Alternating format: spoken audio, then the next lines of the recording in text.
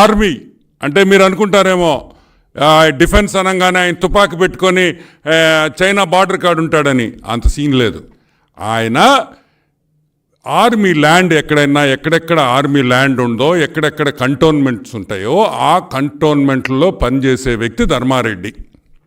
Okay, ధర్మారెడ్డికి FAC ధర్మారెడ్డికి అసలు అర్హుడా తిరుమల తిరుపతి దేవస్థానం ఈవోగా ఉండే అర్హుడా కాదా అనేది పాయింట్. మేము అడుగుతున్నాం,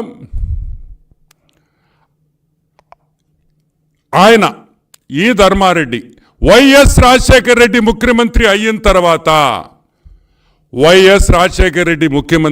తర్వాత ఈ ధర్మారెడ్డిని ఢిల్లీ నుంచి వైఎస్ రాజశేఖర రెడ్డి తీసుకొని తిరుమల తిరుపతి దేవస్థానంకి జేఈఓగా వేశాడు.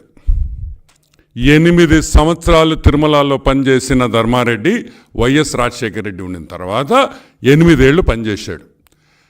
రాజశేఖర రెడ్డి చనిపోయిన సంవత్సరానికి కాంగ్రెస్ గవర్నమెంట్ మళ్ళీ ఇతన్ని వెనక్కి తరిమేసింది. ఎక్కడికి తరిమేసింది? తిరుపతిలో ఫ్లైట్ ఎక్కాడు, ఢిల్లీలో ల్యాండ్ అయ్యాడు. Back to defence, back to IDES Indian defence estate సర్వీసెస్కి వెళ్ళిపోయాడు. సరే, 2019లో జగన్మోహన్ రెడ్డి ముఖ్యమంత్రి అయ్యాడు. పాప మా ధర్మారెడ్డి ఢిల్లీలో ఇతను సీఎం అవ్వంగానే ఫ్లైట్ టికెట్ కొనుక్కొని ఎయిర్పోర్ట్ గేట్ కాడే ఇంకా నన్ను పిలవలేదా అని ఎయిర్పోర్ట్ కాడే 4 రోజులు ఉన్నాడంట. పాపం మా జగన్మోహన్ రెడ్డి మోడీ గారికి లెటర్ రాశాడు. మోడీ గారు, అయ్యా మా ఓడాడు ఉన్నాడు ఢిల్లీలో ధర్మారెడ్డి, అతన్ని డెప్యుటేషన్కి పంపిండి, మళ్ళీ నాకు తిరుమల తిరుపతి దేవస్థానంలో ఆయనతో చాలా అవసరాలు ఉన్నాయి అని నన్ను అడిగాడు. ఎవరు? జగన్మోహన్ రెడ్డి మోడీ గారిని. మోడీ గారు ఏమన్నారు తెలుసా? అరే బేటా ఉదర్ బహుత్ ఆద్మీ హైనే రే IAS అన్నాడు. అంటే అరే బిడ్డ, ఆంధ్ర రాష్ట్రంలో IAS ఆఫీసర్లు చాలామంది ఉన్నారు కదరా, ఈడెందుకురా నీకు అని అడిగాడు. ఎవరు? Dharma Reddy. He's a sweet boy, he's my boy, నా పిల్లోడు, నా ఓడు, నాకు కావాలా అన్నాడు. సరే వీడితో గాస్ట్ ఎందుకులే అని చెప్పి ధర్మారెడ్డికి మళ్ళీ బ్యాక్ టు తిరుమల, మళ్ళీ ఆడ ఫ్లైట్ ఎక్కాడు, తిరుపతిలో దిగేసి తిరుమలకి వచ్చేసాడు. ఈరోజు మేము అడుగుతున్నాం, ఇండియన్ అడ్మినిస్ట్రేటివ్ సర్వీసెస్ IASలు ఉండాల్సిన పోస్టుని సీనియర్ IAS ఆఫీసర్స్, ఎందుకంటే Tirumala Tirupati Devasthanam is the most revered temple in the world, the richest temple in the world, the most holiest temple in the world. ఈ ప్రపంచంలోనే హిందూస్కి తిరుమల తిరుపతి దేవస్థానం అంటే మొదటి స్థానంలో ఉండే గుడి మనకందరికీ. ఆ గుడికి ఎక్కడో ఆ ఎస్టేట్లో పనిచేసే, ఢిల్లీ ఎస్టేట్లో పనిచేసేవాడిని తీసుకొని వచ్చి ఈవోగా చేస్తావా? ఈరోజు నేను IAS LV సుబ్రహ్మణ్యం గారు రిటైర్డ్ చీఫ్ సెక్రటరీని అడుగుతున్నాం, IAS అసోసియేషన్ అడుగుతున్నాం, నోరు మెరపరా? మీ పోస్టు ఊళ్ళో వాళ్ళు వచ్చి కొట్టేస్తే అడగరా? మాకు రావాల్సిన పోస్టు, IASకి రావాల్సిన పోస్టు ఎక్కడో డిఫెన్స్ ధర్మారెడ్డికి ఇస్తే నోరు తెరవరా అని అడుగుతున్నా. ఏమి భయమేస్తుంది మీకు? జగన్మోహన్ రెడ్డిని చూస్తే వణుకు పుడుతుందా? మీకోసం మీకు రావాల్సిన పోస్టు ఊళ్ళో వాళ్ళు కొడితే మీకే ఇంత భయం వేస్తుంటే మళ్ళీ 100 కేసులు మా మీద పెడుతున్నారే, మేం భయపడటం లేదా? ఎందుకయ్యా, ఎందుకు భయపడుతున్నారు? ఎందుకు నోరు తెరిచి మీరు అడగలేకున్నారు అని ఈరోజు IAS ఆఫీసర్స్ అసోసియేషన్ మేము అడుగుతున్నాం. ఏమంత భయం? సరే, నవీన్ రెడ్డి తిరుపతి స్వామివారి కోసం ఎన్నో కేసులేసి, ఈ హైకోర్టులో నుంచి స్వామివారి కోసం ఎన్నో కేసులేసి స్వామివారి ఆస్తులు నిలబెట్టిన వ్యక్తి నవీన్ రెడ్డి. నవీన్ రెడ్డి ఒక కేసు వేశాడు. ఏమనేశాడు? Dharma Reddy, FAC Dharma Reddy is not eligible, అతని NPA నాన్ పర్ఫార్మింగ్ యాసిడ్ మాకు వద్దు అన్నాడు. తిరుమల తిరుపతి దేవస్థానానికి అర్హుడు కాదు అని కేసేస్తే జస్టిస్ B. కృష్ణమోహన్ గారు AP high court justice B Krishnamohan గారు 15/9/2002లో ఒక జడ్జిమెంట్ ఇచ్చారు. అతను అర్హుడు, అతనికి రైట్ ఉంది, అతను ఉండొచ్చు అని జస్టిస్ బి కృష్ణమోహన్ గారు సింగిల్ బెంచ్ జడ్జిమెంట్ ఇచ్చినారు. ఫైన్. హైకోర్టు జస్టిస్ మనమేం మాట్లాడకూడదు ఆ జడ్జిమెంట్ మీద, నాకు మాట్లాడడం కూడా ఇష్టంలే.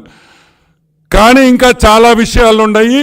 నేను హైకోర్టుని గౌరవిస్తున్నాను కాబట్టి, హైకోర్టులో ఉండే జడ్జెస్ని ఐ రెస్పెక్ట్ దెమ్, నేను గౌరవిస్తున్నాను కాబట్టి నేను ఆ కేసు గురించి ఫర్దర్గా నా దగ్గర చాలా మ్యాటర్ ఉంది, కానీ నేను చెప్పదలుచుకోలేదు. కానీ ధర్మారెడ్డికి మాత్రం అభినందనలు. ధర్మారెడ్డి నువ్వు సూపర్ అని కూడా నేను మనవి చేస్తా ఉన్నా. ఈ జడ్జిమెంటు మీద నో కమెంట్స్. సరే, ఇంకా ఐఏఎస్ ఆఫీసర్స్ ఎట్టా మాట్లాడరు. జగన్మోహన్ రెడ్డి ఇంట్లో పనోడులాగా తిరుమల తిరుపతి దేవస్థానానికి అటెండర్ లాగా. మీకు కంపారిజన్ చెప్పనా? తాడేపల్లిలో సజ్జల, తిరుమలలో ధర్మ. అధర్మానికి ధర్మం అది. ధర్మారెడ్డి తిరుమలలో ధర్మారెడ్డి అట్టో, తాడేపల్లి ప్యాలెస్లో సజ్జల రామకృష్ణారెడ్డికి ధర్మారెడ్డికి పెద్ద తేడా లేదని కూడా నేను మీకు మనవి చేస్తా ఉన్నా. ఓకే, ఈ ధర్మారెడ్డి మీద ఒక కేసు ఫైల్ అయింది. మేమేలేదయో, మేమేలా కేసు. ఢిల్లీలో ఒక కేసు ఫైల్ అయింది. దీన్ దయాల్ తన్వార్ వర్సెస్ ఏవి ధర్మారెడ్డి, ఢిల్లీ కంటోన్మెంట్ బోర్డ్. ఈయన కంటోన్మెంట్లో పనిచేసేవాడు. మీ కంటోన్మెంట్ బోర్డు అంటే పెద్ద పోస్ట్ అనుకుంటారేమో. మన మున్సిపాలిటీలు ఉన్నాయి కదా, మన మున్సిపాలిటీలో కమిషనర్ ఉంటాడే, అదే పోస్టు ఈ పోస్టు. ఢిల్లీ కంటోన్మెంట్లో కమిషనర్ టైప్ ఈయన. ఆయన మీద ఒక కేసు ఫైల్ చేశాడు. ఏమని ఫైల్ చేశాడు? ధర్మారెడ్డి ఫ్రాడ్ చేశాడు. The aforesaid accused conspiring together to extort money, put us in fear of false accusation. అంటే ఎక్స్టార్షన్ అంటే ఏంది? డబ్బులు గుంజేశాడు, డబ్బులు కావాలన్నాడు, లంచం అడిగాడు అనేది ఎక్స్టార్షన్. ఎన్ని సెక్షన్లు? 166A, 192, 199, 202, 204, 211, 398, 408, 468, 469, 470, 471, 122, 120B, 341. 14 సెక్షన్ల కింద అతను కోర్టులో ఫైల్ చేస్తే కోర్టు ఏం చెప్పింది తెలుసా? కోర్టు ఏం చెప్పిందంటే, criminal complaint on behalf of the complainant. I see sufficient grounds. Prima facie evidence ఉంది కాబట్టి summons issue చేయమనింది. I have heard the arguments on behalf of the complainant and I see sufficient grounds to summon the accused number 1 A.V. Dharmareddy. Please issue summons to the accused అనింది. అంటే ఏవి ధర్మారెడ్డి మీద prima facie evidence ఉంది, ఆధారాలు గట్టిగా ఉన్నాయి, ఇతనికి summons ఇవ్వమని చెప్పింది. ఒక క్రిమినల్ కేస్. ఈరోజు నేను అడుగుతున్నా, ధర్మారెడ్డి ఈ కేసు 1.5 సంవత్సరం అయింది, నువ్వు గవర్నమెంట్కి ఇన్ఫార్మ్ చేశావా? అయ్యా నా మీద క్రిమినల్ కేసు ఉందని చెప్పావా? ఎందుకు చెప్పలేదు? ఒకటే పాయింట్, ఇక్కడ సఫిషియెంట్ గ్రౌండ్స్ ఉన్నాయి కాబట్టి ఈ కేసులో సీరియస్ అలిగేషన్స్, చిన్నవి కాదు, 14 సెక్షన్ల మీద వాళ్ళు నీ మీద కేసు పెట్టారంటే ఏ విధంగా తిరుపతిలో ఇటువంటి పనులు జరగవు తిరుమలలో అని గ్యారంటీ ఏంది అని ప్రజలను అడుగుతున్నాం. What is the proof that you will not repeat the same thing in Tirumala? నువ్వు ఢిల్లీ కంటోన్మెంట్లో చేసిన పనులు తిరుమల గుడిలో కూడా చేయటం లేదని గ్యారంటీ ఏంటి? ఇమీడియట్గా తక్షణంగా గవర్నమెంటు ధర్మారెడ్డిని సస్పెండ్ చేయాలి. ఈ జడ్జిమెంట్ వచ్చే వరకు ధర్మారెడ్డిని సస్పెండ్ చేసి లీవ్లో పెట్టాలి, విఆర్లో పెట్టాలి. లేకపోతే మా భారతక్క కరుణిస్తే ఢిల్లీకి పంపించాలి అని కూడా నేను మనవి చేస్తూ ఉన్నా. ఇది కరెక్ట్ కాదు.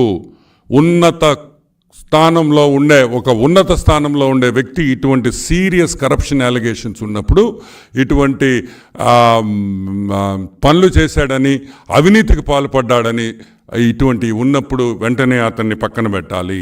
ఈరోజు నేను ధర్మారెడ్డిని సూటిగా ఒకటే అడుగుతున్నా, ధర్మారెడ్డి నీకేం పని?